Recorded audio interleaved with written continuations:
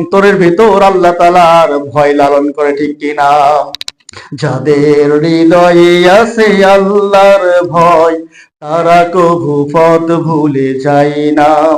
আল্লাহর প্রেম ছাড়া এই দুনিয়ায় কারো কাছে কোনো কিছু চাই না।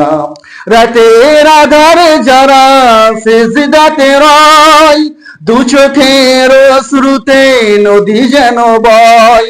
চলনার হাত সানি যত আসুক, পিছনে ফিরেও সে তাকাই না। আল্লাহর প্রেম ছাড়া এই দুনিয়ায় কারো কাছে কোনো কিছু চাই না, ঠিক কিনা? এই বান্দাগুলো যদি অন্তরে আল্লাহর ভয় থাকে আর কাউকে ভয় করে না, কারো কাছে কোনো কিছু চায় না, সেই জন্য রজব মাস আল্লাহ তাআলা আমাদেরকে দান করেছে, আমাদেরকে ফিরে আসতে হবে আল্লাহ তাআলার দিকে, ঠিক কিনা? বিশ্ব নবী সাল্লাল্লাহু আলাইহি সাল্লাম আরেকটি হাদিসের মধ্যে বলেছেন, নবীজি বলেন, হে মানুষেরা, তোমরা তওবা করো, বেশি বেশি তওবা করো, আল্লাহ তাআলার দিকে ফিরে আসো, কারণ আমি নবীজি সাল্লাল্লাহু আলাইহি সাল্লাম দিনে 70 থেকে 100 বার আল্লাহ তাআলার নিকট তওবা করি। সুবহানাল্লাহ। নবী যদি তওবা করে, আল্লাহর দিকে ফিরে যাওয়ার জন্য প্রস্তুতি গ্রহণ করে, উম্মত হিসেবে আমার আপনার তওবা করার দরকার আছে কিনা? কথা বলি, তওবা করতে হবে। একটি ঘটনা বলে শেষ করে দেব, যেহেতু সময় শেষের দিকে। তওবাতুন নাসুহা যে কথা বলছি, খাঁটি অন্তর যদি তওবা করেন। যে ঘটনা আপনারা জানেন, একটা মহিলাটা ছিল পাপী, অনেক গুনাহ করেছে, আল্লাহর হুকুম মানে না।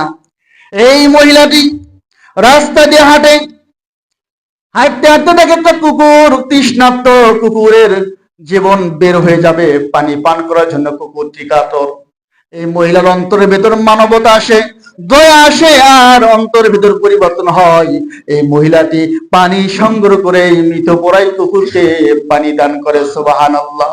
পানি পান করার পরে কুকুরটি জীবিত হয়, মানে প্রাণ ফিরে পায়।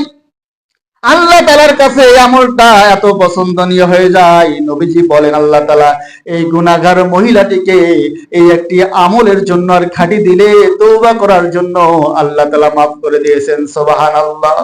সেই জন্য আমল করতে হবে তওবাতুন নাসুহা। ওই আমলটা এমন ভাবে খাঁটি দিলে, অন্তর থেকে আল্লাহর কাছে মাফ চেয়ে একনিষ্ঠ দিলে কাজ করতে হবে। আল্লাহর কাছে যদি এই কাজটা পছন্দনীয় হয়ে যায়, আপনার জীবনে হাজার গুনাহ থাক, লক্ষ গুনাহ থাক, আল্লাহ তাআলা এই পছন্দনীয় একটা আমলের কারণে আপনার গুনাহ মাফ করে দেবে।